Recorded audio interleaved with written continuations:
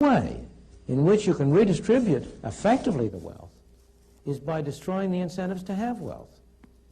And the question is, what is the way, what is the system which will offer those people who are so unlucky as to be born without good positions, what is the system which will offer them the greatest opportunity?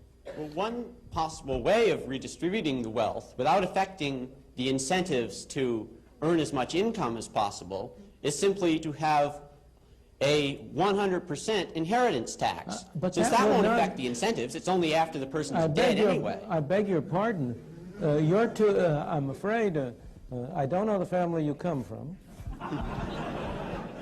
But as you grow up, you will discover that this is really a family society and not an individual society. We tend to talk about an individualist society, but it really isn't. It's a family society.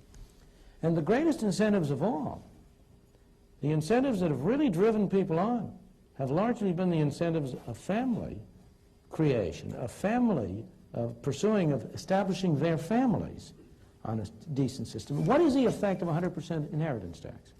The percent of an 100% inheritance tax is to encourage people to dissipate their wealth in high living. What's the harm in that?